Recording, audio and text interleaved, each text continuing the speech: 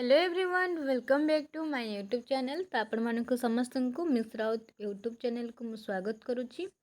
तो पिला माने एनईपी 2020 हिसाब से तुम मानकर सेकेंड सेमिस्टर जो सिलेबस रही से सिलेबस को लेकिन तुम मानकर क्लास करने मुझे कही तुम मानकर गोटे क्लास सारी थी नाथ साहित्य उपरे गोटे क्लास सारी प्रथम से क्लास टी को माने जेकोसी तुम मानकर सब्जेक्ट रही जो टॉपिक सब रही सिलेबस रे तार क्लास गोटे गोटे करवा तापर तार लंग क्वेश्चन टी केमती लिखिबो से नोट टी मु तुमको प्रोवाइड करदेबी। ठीक अच्छे।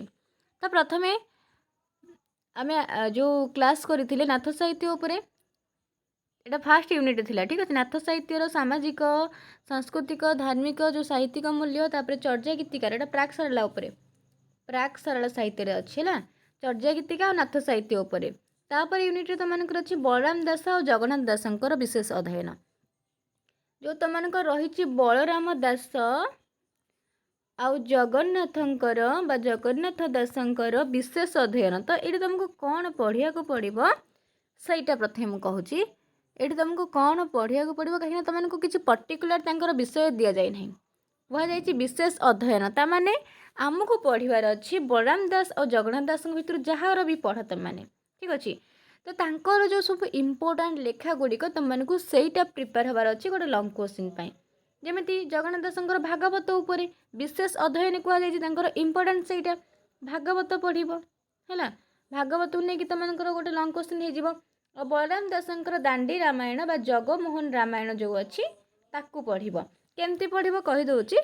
प्रथमे बलराम दास विषय लिख कि बलराम दास कौन कौ जुगर कवि थे जहाँ भी जाच विषय लिख तापर अन्य लेखा गुड़िक भी लिख भाव समुद्र बट अवकाश जहाँ भी सब अच्छी से सब लिखला बेसी इम्पोर्टाट दब तांकर जो मेन लेखा जगमोहन रामायण बा दांडी रामायण। ठीक सहीपरी भाव में जगन्नाथ दासंकर भागवत उपर तुमको इम्पोर्टान्स देवाक पड़ो। भागवतर मौलिकता कौन भागवतर माने कौन तार जहाँ भी सब मुख्य मुख्य पॉइंट अच्छी तुमको लिखबार अच्छी ता बोल नुहे कि खाली भागवत लिख तांकर आउ सब तुला भेणा ठू आरंभ करके जहाँ सब लेखा अच्छी से सब लिख से सब टिके टिके लिखिकी तापर तुमको कौन करा पड़ो ना भागवत को बेसी इम्पोर्टान्स देवाक पड़ो। तो आज आम आज क्लास रे आम बलराम दास विषय पढ़ा बलराम दास विषय पढ़ा केमती तुम्हें गोटे लंग क्वेश्चन जदि बलराम दास को लेकिन पकेला कौन लिख केमती कौन लिख से विषय जाना ये बलराम दासंकर परिचय विषय टी जाना समस्त तो पंचसखा जुग पढ़ी पंचसखा जुगे बलराम दास होती जड़े वयोज्येष्ठ कवि तर माने परिचय विषय भी समस्त को अल्प बहुत किसी जना थी। ओडिया रामायण रचयिता बलराम दास निज विषय विशेष किसी सूचना छाड़ी जाई नाहंती से गजपति महाराजा प्रताप रुद्रदेव समय जीवित थिले बोली ऐतिहासिक गण मत देइछन्ति। से समय जो कवि माने थिले से माने केबे भी तांको निज विषय कहि नांती निज विषय सूचना जमा भी देई नाहंती कि मु एठिकार मु एठी जन्म ग्रहण करछि एबे केबे जन्म करछि से विषय किसी भी सूचना से माने देई नाहंती। खाली आमको कौन करा पड़े ना जो सब समालोचक मैंने अच्छा जो सब कवि मैंने अच्छा लेखा को पढ़ी कि ना कि गोटे लिंक तो थी ना नहीं कि से केबेकार कौन लेखा भाषा ये सब को देखिकी से माने अनुमान करती कि से कौ समय कवि क्या समय कवि ए सब से माने जानी था। अच्युतानंद उदय कहानी अनुसार जो अच्युतानंद उदय कहानी अच्छी से उदय कहानी अनुसार बलराम दास जन्मग्रहण करथिले 1884 ख्रीष्टाब्द बोली कहुच्छी। कौन कौन ना अच्युतानंदर जो उदय कहानी अच्छी से उदय कहानी अनुसार कहुच्छी कि बलराम दास 1484 ख्रीष्टाब्द जन्मग्रहण करथिले बोली बस खाली अनुमान पर्टिकुलर नुहे। ठीक अच्छे। उदय कहानी अनुसार कहुच्छी। ठीक सहीपरी भाव में डॉक्टर आर्तबल्लभ महांती बट अवकाश आर्तबल्लभ महांती बट अवकाशर मुखबंधरे बलराम दासंक जन्म 1472 ख्रीष्टाब्द बोली कहिसेंती। तांकर रचनावली मिलुथिबा विवरणी जना जाए जे तांक पिता नाम होची सोमनाथ महापात्र एवं तांक जगमोहन रामायण रे कवि उल्लेख करिसेंती महापात्र सोमनाथ दासर तनय बलराम दास गीत जे अमृतमय उत्तराखंड एटा कहुई जो जगमोहन रामायण अच्छी से तुम आदिकांड उत्तराखंड किष्किंधा कांड एमती कांड गुड़ी अच्छी ताकू तुमने पढ़ जेहेतु जगमोहन रामायण को बेस इंपोर्टाट देकी तुमको लंग क्वेश्चन लिखबार अच्छी। तो ये आम जानले उदय कहानी अनुसार कहुच्छी कि से 1484 जन्मग्रहण कर जो बट अवकाश ठीक अच्छे आर्तबल्लभ महांती कहते बट अवकाश जो तार मुखबंधरे बलराम दास जन्म 1472 बोली पुणी पिता नाम जगमोहन रामायण जना जाए कि पिता नाम सी निजे ही कहते देख से खाली टिके लिंक देवे पर्टिकुलर कहबेनि कि मुझे जन्म जमीक आम एबे जो सब लेखुचे लेखा प्रथम आम नाम रोचे आम घर रोचे आम फोन नंबर रोचे मैं आम डिटेल्स रोचे तापर मो लेखाटी आरंभ हो ना लेखार तले आमर डिटेल्स दि जाऊँगी किंतु से समय जो कवि मैंने थे से डिटेल्स निजे दौन से लेखारू ही आमको खोजिकी डिटेल्स जानवा पड़ूला ठीक अच्छे। तो ये पिता नाम सोमनाथ महापात्र बोली आम जानले सर्ट क्वेश्चन भी पचारि पारे तुमको जेहतु सर्ट क्वेश्चन सिस्टम हो जाए सर्ट क्वेश्चन पचारि पारे आपको टिके ध्यान दब। बलराम दासंकर माता नाम जम्बू देवी बा जमुना देवी केतेक आलोचक तांको माता नाम माया देवी बा महामाया बोली मध्य कही थांती। तांकर रचित 36 गुप्त गीतारू जना जाए जे तांको पिता ओडिशार गजपति महाराजंकर मंत्री थिले। रामदासंक दाढ़ात्म भक्ति रसामृत अनुजाई पुरुषोत्तमपुर घर बोली कह जाउची। पुणी ईश्वर दासंकर चैतन्य भागवतरू घर जाजपुर बोली कह जाउची। मान देख ये सब लेखारू कह जाउची कि कहा लेखारू घर कौटी कौन नहीं कहीं से किसी ना कि गोटे हिंट्स देथिबे जहाँफल कि ये सब कह जाउची ठीक अच्छे। कहीं आम आम मनरू किसी कहीपर ना लेखा पढ़ी कि ना कि आम जानिले से आम कि करिपरिबा। तापर ये कौन कहुई बलराम दासंक रचनावली जहाँ जना जाए ये सब शास्त्र रे से पांडित्य लाभ करथिले। से जाति रे ब्राह्मण होई नथिबारु साधारण मनीषंकर कथा साधारण मनीषंक पाई लेखुथिबारु स्वरचित जगमोहन रामायण तथा अन्यान्य केतेक रचना से निजको शूद्र मुनि भाव में परिचित कराइछंती। अन्य पक्षरे मुहि हीन पापी विशेष शूद्र जोनि बोली तांको रचना रे उल्लेख थिबारु से जाति रे शूद्र थिले बोली कह जाउ। देख सी जो किसी ना कि गोटे हिंट्स जोटा कहूँ देइचंती एटा से कहते मुहि हीन पापी विशेष शूद्र जोनि तो जहाँ पड़े कि लोक मैंने जानिले कि सी शूद्र थिले बोली माने से पर्टिकुलर कहना किंतु जो कौन किसी ना कि लेखार टे हिंट्स देइचंती जोटा को आमको बुझीबार अच्छी। बलराम दास बलराम एक लोकप्रिय रचना जना जाए जे रथयात्रा समय रे बलराम दास को ब्राह्मण माने धिक्कार कले। गजपति प्रताप रुद्रदेव मध्य धिक्कार कहितिले कौन कहितिले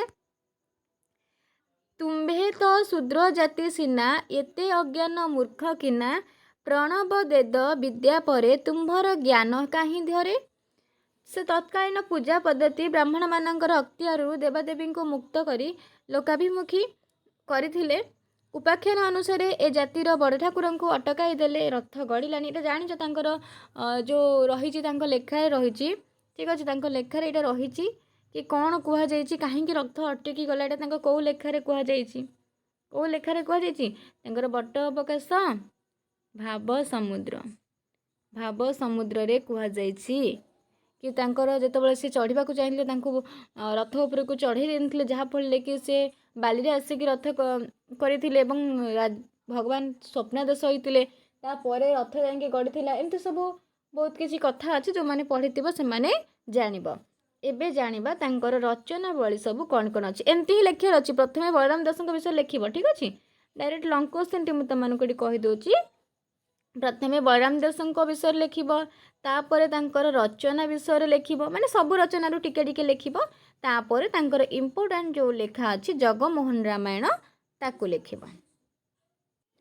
देख बलराम दास लोकप्रिय साहित्य बलराम दास अनेक ग्रंथर रचयिता तांकर प्रकाशित ग्रंथ अपेक्षा अप्रकाशित ग्रंथ संख्यार अधिक। एणु बलराम दासंकर जो ग्रंथ तालिका संगृहीत होइछि ताहा तांको रचनार एक पूर्णांग तालिका भाव ग्रहण करा जाई न पारे। पुनश्च एकाधिक बलराम दास थिबार एवं एमाने समस्ते सारस्वत साधक थिबार प्रमाण मिले। पुनश्च केही निम्नमानर कवि बलराम दासंक प्रसिद्धिर सुजोग नहीं निज रचना को जनप्रिय करने निमंते ବଳରାମଙ୍କର ନାମରେ ସ୍ୱଲିଖିତ ଗ୍ରନ୍ଥକୁ ମଧ୍ୟ ଭ୍ରଣିତା କରିଦେଇଥିବାର ସମ୍ଭାବନା ମଧ୍ୟ ଦେଖିବାକୁ ମିଳିଛି। ଏଣୁ ବଳରାମ ଦାସଙ୍କର ନାମରେ ଯେଉଁ ପ୍ରକାଶିତ ଅପ୍ରକାଶିତ ଗ୍ରନ୍ଥ ଗୁଡ଼ିକ ଲୋକଲୋଚନକୁ ଆସିଛି ସେଥିମଧ୍ୟରୁ କେତେ ଗୁଡ଼ିଏ ବିଷୟରେ ଆମେ ଜାଣିବା। କ'ଣ କ'ଣ ତାଙ୍କର ସବୁ ଲୋକଲୋଚନକୁ ଆସି ସମସ୍ତେ ଜାଣିଛ ଜଗମୋହନ ରାମାୟଣ ତାଙ୍କର ବହୁତ ଇମ୍ପୋର୍ଟାଣ୍ଟ ଗୋଟେ ଗ୍ରନ୍ଥ, ପ୍ରସିଦ୍ଧ ଗ୍ରନ୍ଥ ରାମାୟଣ। ତାପରେ ବଟବକାଶ, ଭାବ ସମୁଦ୍ର, ଲକ୍ଷ୍ମୀ ପୁରାଣ, ଇଏ ଗୋଟେ ପୁରା ଯଦି ଆମେ ଶ୍ରେଷ୍ଠ ଗ୍ରନ୍ଥ ତାଙ୍କର କହିବା ଏଇଟା ହେଉଛି ଜଗମୋହନ ରାମାୟଣ। ଗୋଟେ ଲୋକପ୍ରିୟ ଗ୍ରନ୍ଥ କହିଲେ ଲକ୍ଷ୍ମୀ ପୁରାଣ, ଠିକ୍ ଅଛି। ଶ୍ରୀମଦ୍ ଭାଗବତ ଗୀତା, ବ୍ରହ୍ମଗୀତା, ବେଦାନ୍ତ ସାର ଗୁପ୍ତ ଗୀତା, ବିରାଟ ଗୀତା, ଅମରକୋଷ ଗୀତା, ଦୀପ୍ତିସାର ଗୀତା, ଅର୍ଜୁନ ଗୀତା, ଜ୍ଞାନ ଉଜ୍ଜ୍ୱଳମଣି ଗୀତା, ଗରୁଡ଼ ଗୀତା, ମନୁ ଗୀତା, ଗଜନିସ୍ତାନ ଗୀତା, ତାଙ୍କର ବହୁତ ସାରା ଲେଖା ଅଛି।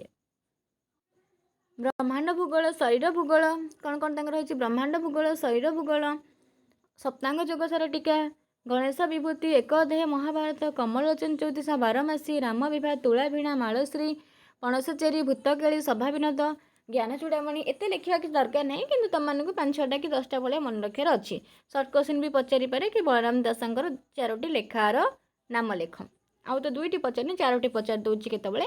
ତୁମମାନେ 4ଟି 5ଟି ତାଙ୍କ ଲେଖା ଅଛି ମନେ ରଖିଥିବ, ଆରାମସେ ଗୋଟେ 2 ମାର୍କିଆ କ୍ୱେଶ୍ଚିନ୍ ଆଟେଣ୍ଡ କରିପାରିବ। ତାପରେ ଆଇଲା ତାଙ୍କର ଇମ୍ପୋର୍ଟାଣ୍ଟ ଲେଖା, ଯେଉଁଟାକି ତୁମମାନଙ୍କୁ କହୁଥିଲି ମୁଁ ଜଗମୋହନ ରାମାୟଣ ବିଷୟରେ ତୁମକୁ ଲେଖିବାର ଅଛି। କିନ୍ତୁ ଆ ପୂର୍ବରୁ ଟିକେ ବଟ ଅବକାଶର ଷ୍ଟୋରି କ'ଣ, ଭାବ ସମୁଦ୍ରର ଷ୍ଟୋରି କ'ଣ, ଲକ୍ଷ୍ମୀ ପୁରାଣର ଷ୍ଟୋରି କ'ଣ, ଏସବୁ ବିଷୟରେ ଟିକେ ଲେଖିଦେବ ହେଲା। ଲେଖିଦେବ, ତାପରେ ଜଗମୋହନ ରାମାୟଣ ବିଷୟରେ ଲେଖିବ।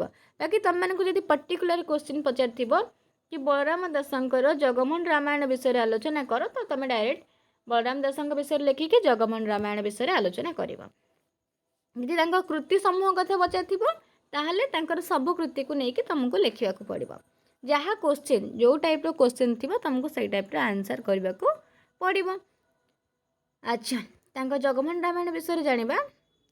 ଏ ପର୍ଯ୍ୟନ୍ତ ମିଳିଥିବା ପ୍ରାଚୀନ ଓଡ଼ିଆ ତାଳପତ୍ର ପୋଥିରୁ ଜଣାପଡ଼େ ଯେ ଶାରଳା ଦାସଙ୍କ ପରେ ଓଡ଼ିଆ ଭାଷାରେ ପୁରାଣ ରଚନା କରିଥିବା କବିଗଣଙ୍କ ମଧ୍ୟରେ ବଳରାମ ଦାସ ପ୍ରଥମ ଓ ପ୍ରଧାନ। ତାଙ୍କ ରାମାୟଣ ଓଡ଼ିଆ ଭାଷାରେ ବୃହତ୍ତମ ରାମାୟଣ। ବର୍ତ୍ତମାନ ଏହାର 2 ପ୍ରକାର ରୂପ ଆମେ ଦେଖିବାକୁ ପାଇଥାଉ। ଓଡ଼ିଶାର ଦକ୍ଷିଣାଞ୍ଚଳରେ ଏହାର ଅନ୍ୟ ଏକ ପ୍ରକାର ରୂପ ଦେଖାଯାଏ, ଯାହାର ଭାଷା ସେ ଅଞ୍ଚଳର ଭାଷା ଦ୍ୱାରା ପ୍ରଭାବିତ। ଏହି ଗ୍ରନ୍ଥକୁ ତେଣୁ କେହି କ'ଣ କହିଥାନ୍ତି, ଦକ୍ଷିଣୀ ରାମାୟଣ ବୋଲି ମଧ୍ୟ କହିଥାନ୍ତି। ଏହାର ଅନ୍ୟ ନାମ ମଧ୍ୟ ରହିଛି ଜଗମୋହନ ରାମାୟଣ ବା ଦାଣ୍ଡି ରାମାୟଣ। ଦାଣ୍ଡି ବୃତ୍ତରେ ରଚିତ ହୋଇଥିବାରୁ ଏହାକୁ ଦାଣ୍ଡି ରାମାୟଣ କୁହାଯାଏ। ଆଉ ଦକ୍ଷିଣାଞ୍ଚଳୀୟ କଥା ଯଦି କହିବା, ସେହି ଅଞ୍ଚଳରେ ଏହାକୁ ଦକ୍ଷିଣୀ ରାମାୟଣ ବୋଲି ମଧ୍ୟ କୁହାଯାଇଥାଏ।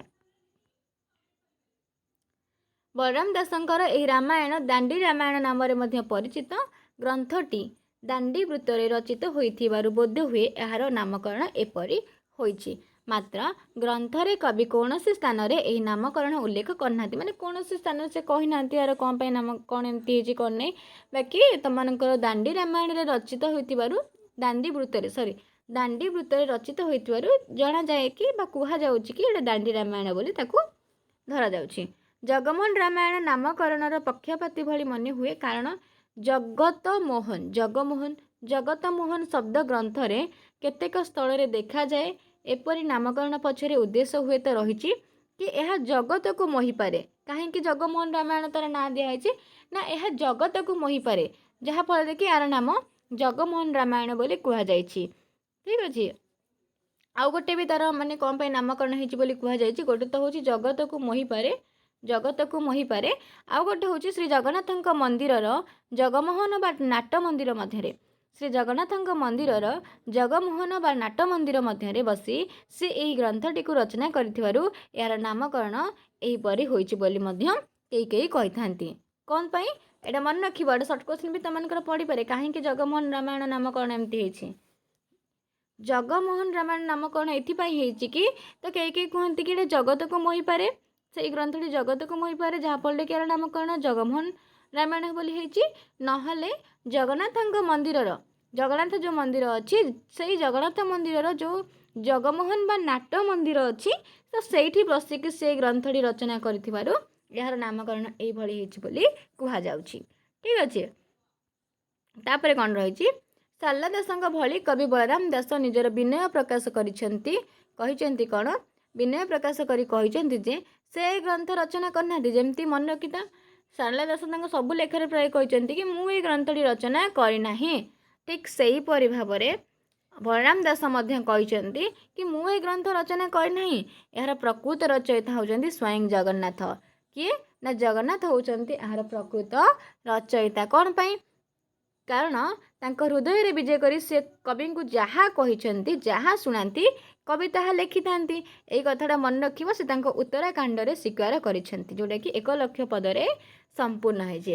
ଯେମିତି ଶାରଳା ଦାସ କୁହନ୍ତି କି ମୁଁ କିଛି ମାନେ ମୁଁ କୌଣସି ଗ୍ରନ୍ଥ ଲେଖି ନାହିଁ, ଶାରଳା ଦେବୀ ବା ଆମର ମା ଶାରଳା ଯାହା କହିଛନ୍ତି ସେଇ ସବୁ କଥାକୁ ମୁଁ ମୋର ଲେଖିଛି।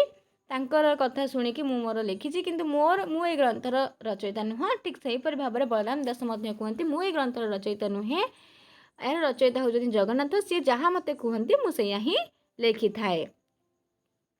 ତ ବାଲ୍ମୀକି ରାମାୟଣ ଓ ଜଗମୋହନ ରାମାୟଣ ଓଡ଼ିଆ ଭାଷାରେ ଏଯାବତ୍ ପ୍ରକାଶିତ ରାମଚରିତ ବିଷୟ ଏକ ପ୍ରଧାନ ପୌରାଣିକ ଗ୍ରନ୍ଥ ହେଉଛି ଜଗମୋହନ ରାମାୟଣ। ଏହି ଗ୍ରନ୍ଥରେ କବି ବଳରାମ ଦାସ ଶାରଳା ଦାସଙ୍କ ଭଳି ନିଜକୁ ମୂର୍ଖ ଅପଣ୍ଡିତ ବୋଲି ମଧ୍ୟ କହିଛନ୍ତି। ତ ତମାନେ ସବୁ ପାରା କରିକି ଲେଖିଦେବ, ଯେମିତି ଗୋଟେ ଲଙ୍ଗ କୋଶ୍ଚିନ୍ ତମାନଙ୍କର ହେଇପାରୁଥିବ ସେତିକି ହିଁ ଇମ୍ପୋର୍ଟାଣ୍ଟ ପଏଣ୍ଟକୁ ବାଛିକି ଲେଖିବ। ସବୁକିଛି ଗପ ଭଳିଆ ଲେଖିବ ନାହିଁ, କାରଣ ଟାଇମ୍ ହେବନି। ତାପରେ ପୁଣି ଗୋଟେ କୋଶ୍ଚିନ୍ ଲେଖୁଥିବ, ଆଉ ସବୁ କୋଶ୍ଚିନ୍ ଛାଡ଼ିକି ଆସୁଥିବ। ଠିକ୍ ଅଛି। ଶ୍ରୀ ଜଗନ୍ନାଥ ତାଙ୍କ ହୃଦୟରେ ବିଜେ କରି ଯାହା କହନ୍ତି ସେ କେବଳ ତାହାକୁ ଲେଖନୀ ରୂପରେ ନାମ ଦିଅନ୍ତି ବୋଲି କିଏ କହିଛନ୍ତି? ବଳରାମ ଦାସ। ଯେମିତି ଶାରଳା ଦାସ କହୁଥିଲେ ସେମିତି ଇଏ ମଧ୍ୟ କହିଛନ୍ତି। କିନ୍ତୁ ଏହା କବିଙ୍କର ଅଜ୍ଞାନତା ପ୍ରକାଶ କରେ ନାହିଁ, ବରଂ ଭକ୍ତିକ ମିଥ୍ୟାର ଅନ୍ତରାଳରେ ତାଙ୍କ ପାଣ୍ଡିତ୍ୟ ପ୍ରକାଶ କରେ। ଏହି ଗ୍ରନ୍ଥ ବହୁ ପୂର୍ବରୁ ସଂସ୍କୃତ ବାଲ୍ମୀକି ରାମାୟଣ ରଚିତ ହୋଇଥିଲା। ବାଲ୍ମୀକି ରାମାୟଣ କେବଳ ପୁରାଣ ନୁହେଁ, ଏହା ମହାକାବ୍ୟ ମଧ୍ୟ। ଉଭୟ ବିଷୟବସ୍ତୁ ଓ ରାମଚରିତ ପ୍ରତି ଏକ ନିଷ୍ଠତା ଦୃଷ୍ଟିରୁ ଏହି ଦୁଇ ଗ୍ରନ୍ଥରେ ବହୁ ସାମ୍ୟ ପରିଦୃଷ୍ଟ ହୋଇଥାଏ। ତ ଯେମିତି ଆଙ୍କର ଜଗମୋହନ ରାମାୟଣ ଠିକ୍ ବାଲ୍ମୀକିଙ୍କର ଯେଉଁ ରାମାୟଣ ରହିଛି, ବାଲ୍ମୀକି ରାମାୟଣ ଯେଉଁ ରହିଛି ତା ସହିତ କିଛି ସାମଞ୍ଜସ୍ୟ ମଧ୍ୟ ରହିଛି। ଜଗମୋହନ ରାମାୟଣ ମୂଳ ସଂସ୍କୃତ ରାମାୟଣର ଅବିକଳ ଅନୁସରଣରେ ରଚିତ ନୁହେଁ। ମାନେ ବଳରାମ ଦାସ ପୁରା ବାଲ୍ମୀକି ରାମାୟଣ ବା ସଂସ୍କୃତ ରାମାୟଣକୁ ଟୋଟାଲ ଉପରେ ତାକୁ ଅନୁସରଣ କରିକି ଲେଖି ନାହାନ୍ତି। କିଛିଟା ତାଙ୍କର ଲେଖାର ପ୍ରଭାବ ଏଥିରେ ପଡ଼ିଛି। କ'ଣ କ'ଣ ସେଇଟା ପଡ଼ିଛି ସେଟାକୁ ମଧ୍ୟ ତୁମମାନଙ୍କୁ ଦର୍ଶାଇବାକୁ ପଡ଼ିବ। ଠିକ୍ ଅଛି।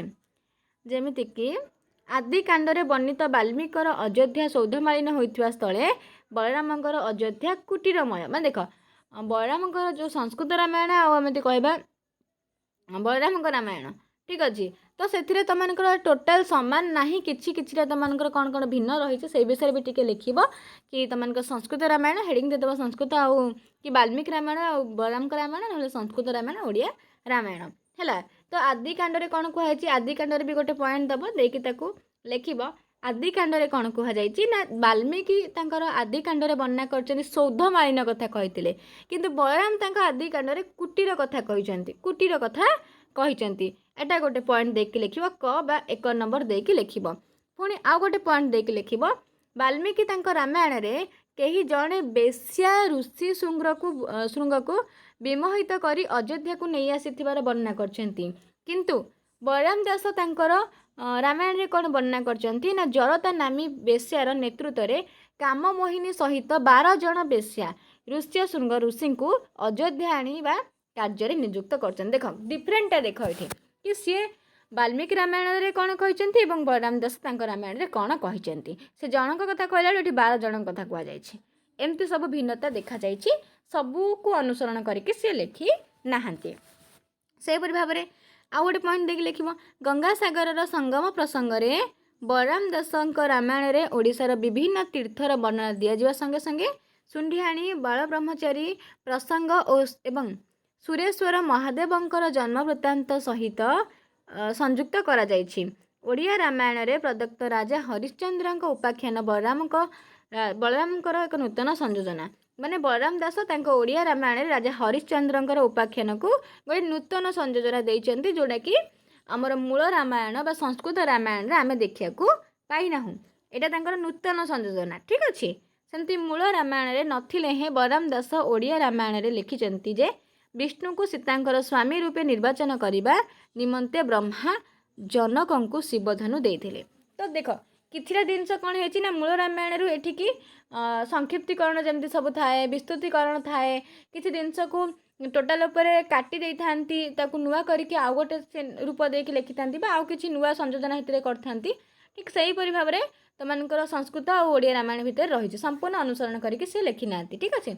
एटा गला आदि कांड रे हमर संस्कृत और ओडिया रामायण भितर तमान देखिलो फरक कोन कोटा लिखा जायछि कोटा लिखा जाई नाही।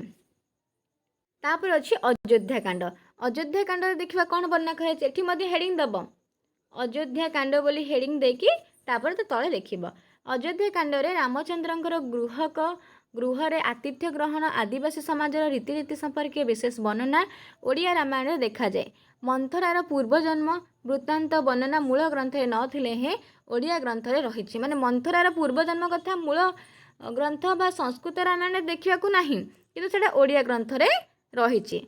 तापर सेमती अयोध्या कांड परे आरण्यक कांड दबो आरण्यक कांड लिखिब आरण्यक कांड रे कोन वर्णना कराइछि ना आरण्यक कांड रे नूतन भाव में संयोजित होइछि गया तीर्थर महात्म्य माने एटा मूल कांड रे नाही नूतन भाव में संयोजन होइछला मूल रामायण रे नाही गया तीर्थर महात्म्य गया रे श्रीरामंकर पिंडदान फलगु नदी को अभिशाप ब्राह्मण मानकु अभिशाप चंद्रभागा तीर्थ और एकाम्र तीर्थ प्रसंग तापर रहिछि कोन ना गोपाल मानकु लक्ष्मणंकर अभिशाप रामंकर वरदान प्रसंग इत्यादि।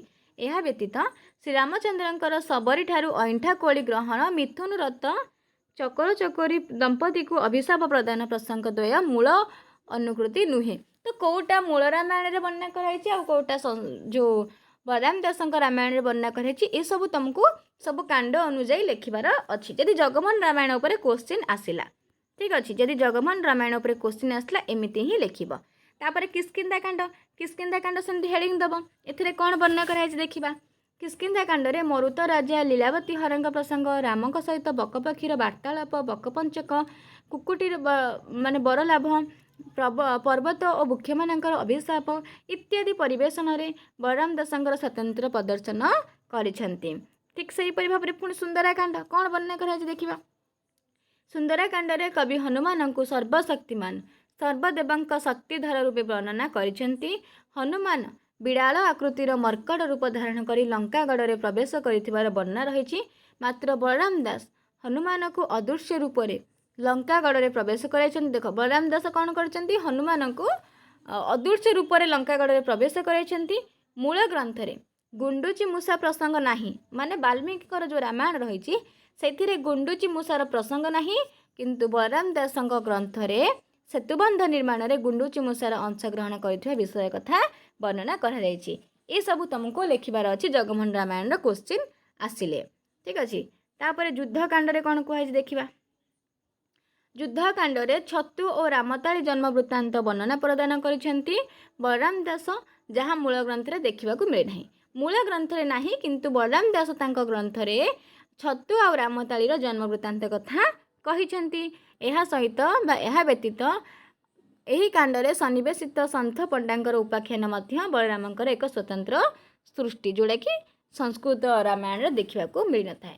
तापर आसला उत्तराकांड रे निमि राजांक चरित्र मित्र वरुण उर्वशी उपाख्यान वैशिष्ट निमिंकर पूर्णदेह प्राप्ति जजाति उपाख्यान इत्यादि वाल्मीकि प्रदान करिसेंती मात्र एगुड़िकर मूल कथा सहित विशेष संपर्क थिला बळे मने हुए नाही तेणु बलराम दास एगुड़िकर निज ग्रंथ रे वर्जन करछन जोड़ा मु कहूतिली तमानको कि मूल रामायण आउ जो रहिछि बलरामकर वाल्मीकिकर जो रामायण भितर किछिटा कथा से कौन करती ना संक्षिप्तीकरण बा ताकू यदि मूल रामायण रे सेटा बहुत विस्तृत होइकी अछि ताकू संक्षिप्त करा जाए नहले किछिटा मूल रामायण रे अछि जो जिनस सब कुहा जाइछि सेटा को बलराम दास तांका रामायण रे पूरा पूरी विच्छेदता को पूरा उठे देइछन्ती बा ताकू वर्जन करिसेंती नहले किछिटा तांकर नुआ संयोजन करछन्ती एई सब कथा थाए ठीक अछि। उत्तराकांड विषय जानी गला त माने आदि अयोध्या आरण्यक तीनटा कांड युद्ध कांड उत्तराकांड 6टा कांड विषय जानिल ठीक अछि।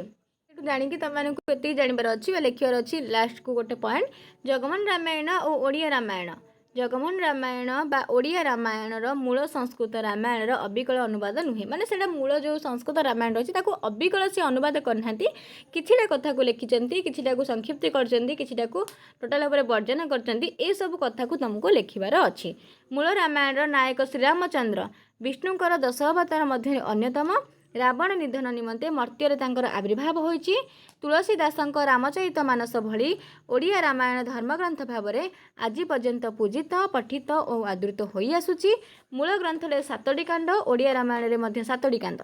ठीक अच्छे, मूल ग्रंथरे भी से 7टी कांड कथा कहिसेंती वाल्मीकि, तो बलराम दास भी 7टी कांड कथा कहिसेंती। आखु मन रखिबो, जगमोहन रामायण रे 7टी कांड रही, किंतु ओडिया रामायणकार बलराम दास बालकांड को आदिकांड, युद्धकांड को लंकाकांड भाव में नामित कर मन रखिबो। एटा गोटे इंपोर्टेंट शॉर्ट क्वेश्चन। ठीक अच्छे, कौन ना 7टी कांड तो रही, किंतु बलराम दास कौन करिसेंती ना जो बालकांड रही से बालकांड को से आदिकांड भाव में एवं युद्धकांड को लंकाकांड भाव में ग्रहण करिसेंती। आउ से अनेक विषय को परित्याग करिसेंती, पुणी आउ किछि विषय को नूतन भाव में संयोजन करिसेंती। केमती लिखिल, जगमोहन रामायण फास्ट लिखिदेल, तापर 7टाक कांड विषय टिके टिके वर्णना करिवो, तापर लास्ट को एई पॉइंटटा लिखिवो। बढ़िया पॉइंट ये सब अच्छी कि कौन कौन होइछि से 7टा कांड कौन सब से ग्रहण करचंती, कोटा को वर्जन करचंती, केतोटी कांड रही, ये सब विषय तुमने लिखिबो। लिखि साइला परे आउ कौन लिखिबो, लिखि साइला परे लिखिबार अच्छी कि जगमोहन रामायण रचना शैली को भलिया अच्छी, तार वर्णना चातुरी केमती अच्छी, ये सब विषय जस्ट टिके टिके ही लिखिबो हला। केमिति तार रचना शैली कौन अच्छी। बलराम दासଙ୍କ द्वारा रचित रामायण जगमोहन रामायण दांडी वृत्त रचित। गोटे पॉइंट पाइगल कि जो जगमोहन रामायण अच्छी एटा दांडी वृत्तरे रचित। शारला दास एही वृत्तर जनक बोली केतेक आलोचक मत व्यक्त करिथांती। एही वृत्तरे पुराण रचित हेले पुराणर भाव केते स्पष्ट होई पारे यह से प्रमाण करि पारिछंती निजर अति कष्ट साध महाभारत रचना माध्यम रे। बस आकु लिखिदेले रचना शैली हे गला। रचना शैली कौन रचना शैली रहिला, खाली पॉइंट मन रखिबो, रचना शैली वर्णना चातुरी ए सब मन रखिबो। रचना शैली लिखिबो, एटा दांडी वृत्त रचित। आ शारला दास दांडी वृत्तर जनक बोली समस्ते कहिथांती, तांकर महाभारत रु ही से स्टार्ट करछन, ए सब टिके लिखिदेला बा आरंभ करछंती। तापरे कौन अच्छी वर्णना चातुरी, जगमोहन रामायण वर्णना चातुरी कौन अच्छी ताकू टिके लिखिबो। बलराम दासଙ୍କ लेखनी रे वर्णना चातुरी अति चमत्कार। रामायण ऋषि श्रृंग उपाख्यान यार एक सर्व श्रेष्ठ निर्देशन। दुर्भिक्षक पीड़ित प्रपीड़ित अयोध्या यज्ञर आयोजन पर बेश्या श्रेष्ठा जलता नियुक्ति पाई ऋषि श्रृंग को अयोध्या को आनिबा निमंते से एही कार्य नौयात्रा करिछि 12 जन रूपवती गणिका सहित। ए सब विषय जहाँ भी टिके तमें माने 2-3 लाइन ताकू लिखिदेव, खाली मन रखियो वर्णना चातुरी। वर्णना चातुरीटा इंपोर्टेंट, सेटा टिके मन रखिबो। तापर जगमोहन रामायण में कौन सामाजिक चित्र रही, कौन समाजर कथा एथिरे वर्णना कराई। साहित्य रे समसामयिक सामाजिक जीवन प्रतिबिंबित होइछि। बलराम दासଙ୍କ 16 शताब्दी कवि होइतिबारु तांकर एही रचना रे तांको समयर सामाजिक चित्र फुटी उठिछि। माने सेही समय समाज रे जहाँ सब देखा जाउथला, जहाँ सब घटुथला, ताकू से वर्णना करछन्ती। तत्कालीन धर्म धारणा रीति नीति आचार व्यवहार लोकविश्वास पर्वपर्वाणी खाद्य पेय ए सब समाज कथा कहले ए सब कथा तुमको वर्णना करबाकू पड़िबो। से समय तांका सामाजिक जीवन केमती थिला से ताकू लिखिचंती। आमर वर्तमान समय सामाजिक जीवन केमती रही, से समय खाद्यपेय और ए समय खाद्यपेय सामान अच्छी ना, से समय पोशाक पत्र ए समय पोशाक पत्र सामान अच्छी ना, बहुत परिवर्तन। ओडिशा रे सर्वधर्म समन्वयर क्षेत्र, तेणु ओडिया कवि आध्यात्मिक दृष्टि सर्वदा उदार। कवि बलराम दास मध्य उदार भावे पोषण। ए ग्रंथ रे भगवान श्रीकृष्ण जगन्नाथ और रामचंद्र मध्य अभेदत्व प्रदर्शन करिसेंती। आकु टिके तुम मैंने लिख समाज को लेकिन कौन कौन है। तापरे समाज कथा गला परे चरित्र चित्रण कौन से कौन चरित्र रही टिके लिख।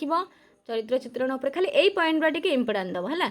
कौन वर्णना चातुरी, कौन तार जो सामाजिकता कथा रही, कौन चरित्र चित्रण, कौन रस परिवेषण, आकु तुम मैंने खाली इंपोर्टेंट देकी हेडिंग देकी लिखिदब। ता भितर 2 लाइन 3 लाइन लिख है। ग्रंथर चरित्र गुड़िक कविंकर निजस्व सृष्टि। मूल ग्रंथ रे थिबा चरित्र गुड़िक से उत्कलियतार पुट दे चित्रण करिसेंती। 2 लाइन 3 लाइन लिखिदेल।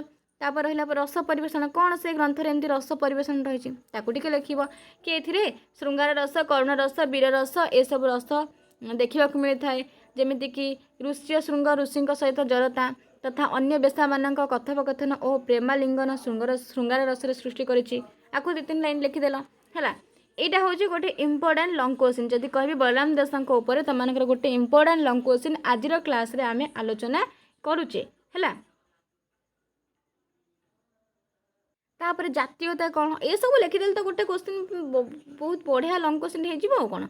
जातीयता कौन माने से कौन जातीयता कहते कौन रस कथा वर्णना कर वर्णना चतुरी रही कौन वृत्त कथा कहुई है।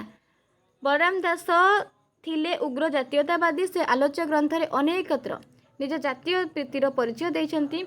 निज जन्मभूमि उत्कल को एक पवित्र राज्य बोली से प्रमाणित करने उत्कल नद नदी कानन पर्वत तीर्थ मंदिर मानक रामायण घटनावली से रंगभूमि करिसेंति। उत्कलर कपिलास पीठ को से ग्रहण कर हिमालयर कपिलास पर्वत भाव ये सब कथा टिके लिखिब। रावण और तार भाई माने जो स्थान में तपस्या करछन्ति से स्थान को से ओडिशार पवित्र स्थली जाजपुर भाव में ग्रहण करिसेंति। रावण और तार भाई माने जो स्थान में तपस्या करछन्ति से स्थान कौन करछन्ति ना ओडिशार पवित्र स्थली जाजपुर भाव में ग्रहण करिसेंति।